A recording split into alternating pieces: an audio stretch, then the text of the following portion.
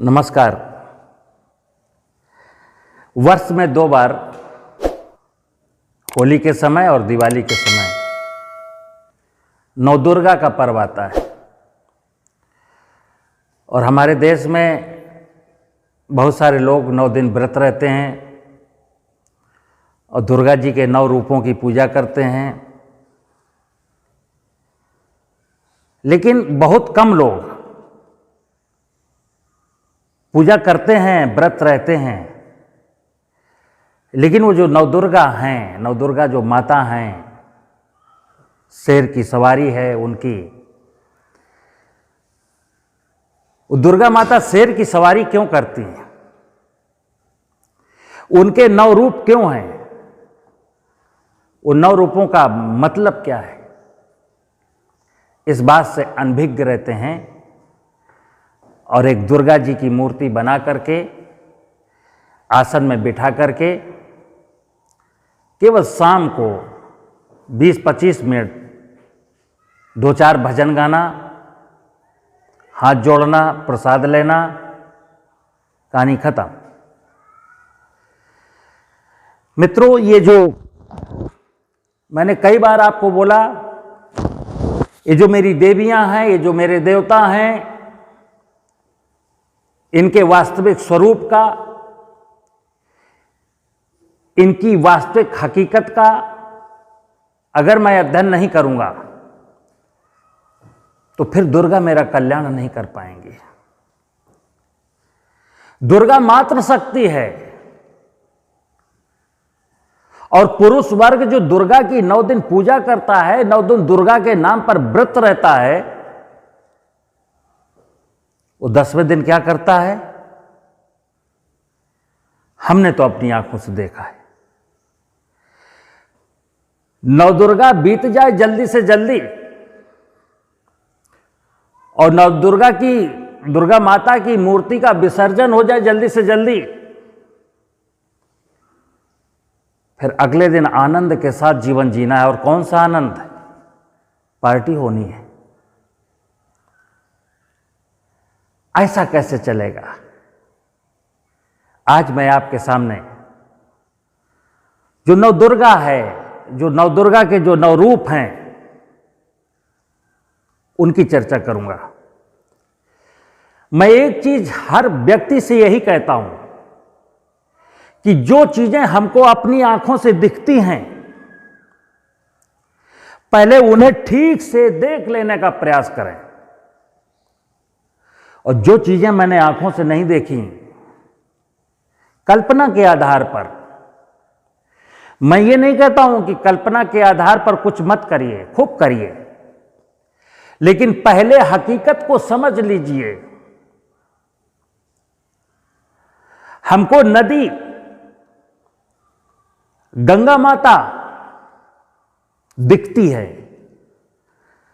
लेकिन गंगा माता की दुर्दशा नहीं दिखती। गौ माता दिखती है और गौ माता की पीड़ा नहीं दिखती। तो फिर करते रहिए पूजा। जैसे किसी जमाने में एक डायनासोर हुआ करता था, अब इस धरती पर डायनासोर नहीं है, तो बच्चों को यह बताने के लिए डायनासोर कैसा होता था, कई सारे पार्कों में डायनासोर के स्टैच्यू लगाए गए हैं। कई बार हमको लगता है कि मेरी आंखों की रोशनी इतनी कमजोर हो गई, मेरा दिमाग इतना कुंद हो गया कि नवदुर्गा की वास्तविक हकीकत को जब हम नहीं समझने लगे तो लोगों ने एक दुर्गा का रूप मेरे सामने प्रस्तुत कर दिया। आज मैं आपको बताऊंगा दुर्गा शेर की सवारी क्यों करती है और दुर्गा के 9 रूप क्यों हैं। तो मैं एक ही चीज कहता हूं कि मैं इस भूमंडल पर, परमात्मा ने मनुष्य को इस धरती पर अवतरित होने का सुनहरा अवसर दिया है। कल्पना करना कि आपका जन्म चंद्रमा में क्यों नहीं हुआ, आप मंगल में क्यों नहीं हैं। इस ब्रह्मांड में बहुत सारे ग्रह हैं, आप वहां क्यों नहीं हैं? आप धरती पर ही क्यों हैं? तो एक विचार आएगा और जैसा कि हम सब लोग जानते हैं कि परमपिता परमात्मा ने जड़ जगत की रचना के बाद फिर जीव जगत की रचना की, और इस रचना में आदि शक्ति दुर्गा, जब हम कहते हैं सदा शिव जन्म एवं मृत्यु के बंधनों से मुक्त, वो परम पिता परमात्मा तो एक पिता अगर है तो मेरी में एक माता भी है। तो अगर माता की बात आती है तो आदि शक्ति दुर्गा ये भी जन्म एवं मृत्यु के बंधनों से मुक्त हैं। परमपिता परमात्मा ने तो केवल जड़ जगत की इकाइयों की रचना की, और फिर आदि शक्ति दुर्गा ने शिव के साथ मिलकर के 84 लाख योनियों की रचना की। ऊंचे ऊंचे हिम शिखर, पहाड़ियां, हरी भरी पहाड़ियां, वादियां, आपने देखा होगा जितनी भी देवियां हैं उनका निवास कहाँ है? पहाड़ों के ऊपर है। हिमाचल में देवियां हैं, कटरा में वैष्णो माता हैं। देवियां जहां भी होती हैं उच्च स्थानों पर होती हैं, कारण हरी भरी वनस्पतियां हैं, हरी भरी वादियां हैं, 84 लाख योनियों से सुसज्जित वो भूभाग, उसको कहा जाता है दुर्गा माता का स्थान। तो दुर्गा के तो हजार रूप हैं, दुर्गा के तो लाख रूप हैं। जब मनुष्य दुर्गा के 9 रूपों को सही से नहीं समझ पाया तो दुर्गा के लाख रूप कैसे समझेगा? शैलपुत्री,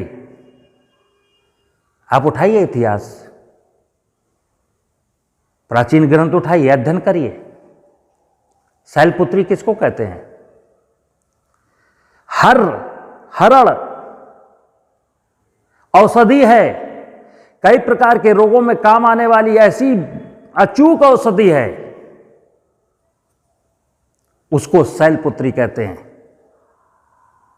आयुर्वेद की प्रधान औषधि है। इसका नाम हरितका, अमृता, हेमवती, कायस, चेतकी, कई प्रकार की हरड़ होती है। ब्रह्मचारिणी, ब्राह्मी जो नम स्थानों पर, नदी नालों के किनारे छैली हुई वनस्पति है। ब्राह्मी बुद्धि को तेज करती है, याददाश्त को बढ़ाती है, रक्त के विकारों को दूर करती है। इसको सरस्वती भी कहते हैं, क्योंकि जब मेरी याददाश्त बढ़ाएगी तो सरस्वती कहते हैं, ज्ञान की देवी सरस्वती। तो ब्रह्मचारिणी माने ब्राह्मी। चंद्रघंटा, चंदसूर का औषधि है, धनिये के समान, और मोटापा को दूर करने में कारगर है। कुसमांडा, आप पेठा खाते हैं मिठाइयों में, पेठा एक बहुत अच्छी औषधि है। कुमड़ा भी कहते हैं, ये रक्त के विकारों को दूर करता है। स्कंद माता, अलसी जो किसान भाई खेत में उगाते हैं, जिसको आज लोग अलसी के तेल को कैप्सूल में भर के ओमेगा 3 के नाम पर बेच रहे हैं। स्कंद माता, कात्यानी, मकुइया, मोइया, आयुर्वेद में इसका बहुत महत्व है। अंबा, अंबालिका, अंबिका इसके नाम हैं। यह औषधि कफ और पित्त जैसे रोगों को विनाश करती है। कालरात्रि, नागदौन, मस्तिष्क के विकार हैं, जो मस्तिष्क की परेशानियां हैं, उनमें काम आती है। महागौरी, घर घर में तुलसी का पौधा होता है। महागौरी, तुलसी की भी पूजा करते हैं, कई प्रकार की तुलसियां हैं। सिद्धदात्री, सतावरी नवदुर्गा का नवा रूप है। ये बल, बुद्धि, विवेक के लिए उपयोगी है। मित्र, प्रकृति में उपलब्ध नाना प्रकार की अनेक ऐसी नवदुर्गा के रूप हैं। जैसा कि मैंने फिर बताया, जड़ जगत का रचनाकार आदि पिता शिव और चेतन जगत का रचनाकार आदि पिता शिव के साथ दुर्गा, ये कुदरत, ये ब्रह्मांड में, भूमंडल में फैली हुई चेतन जगत की माया, हमें इनमें अपने देवी और देवता खोजने हैं। जैसा कि मैंने बताया था कल, वेदों में इन्हीं देवी देवताओं के, जो यजुर्वेद है, इन्हीं देवी देवताओं का वर्णन है। मैं अपना दिमाग नहीं लगाता हूं, सरल रास्ता,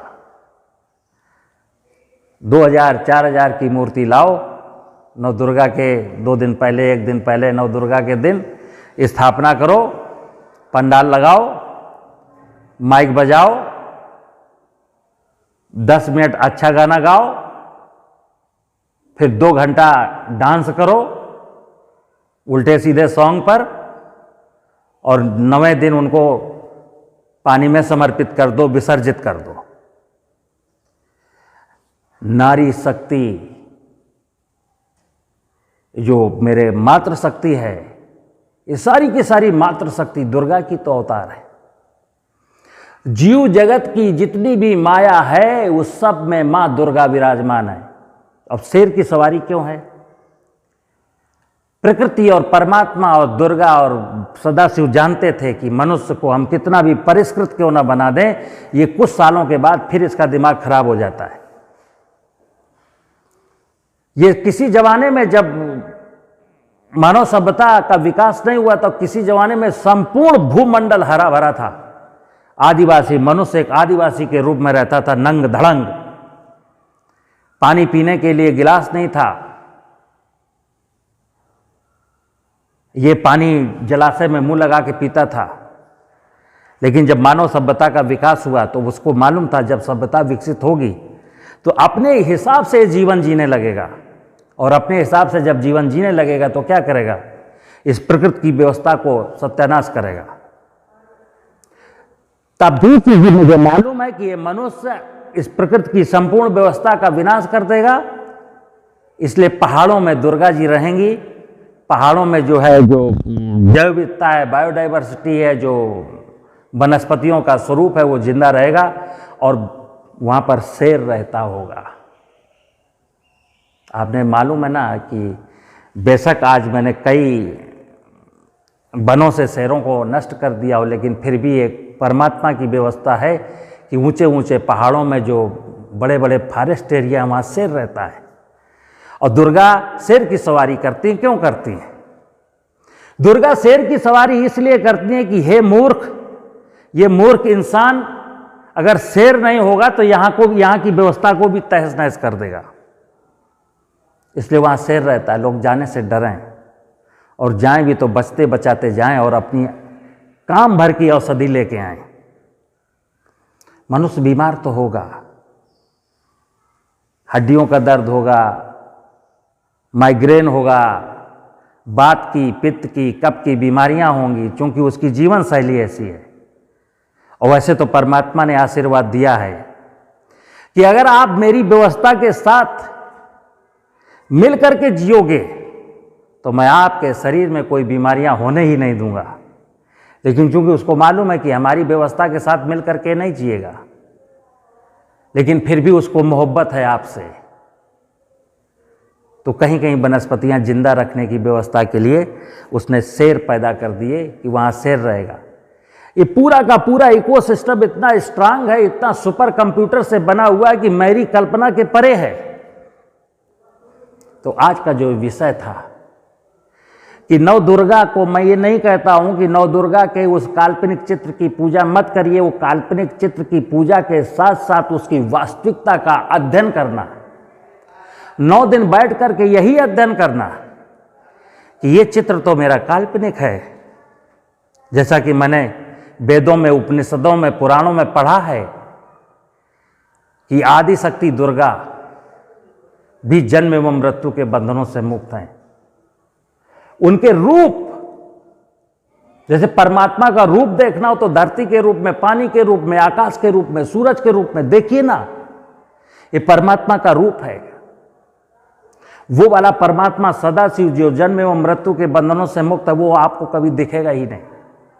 इसी प्रकार जब मां को देखना है, आदि शक्ति दुर्गा माता को निहारना है, तो इस प्रकृति की व्यवस्था में उसको निहारने का, उसको देखने का प्रयास करिए। वो प्रतीक पूजा भी करिए, लेकिन उसकी वास्तविकता को समझने का यत्न भी करिए, तब मेरे जीवन का कल्याण होगा। नमस्कार।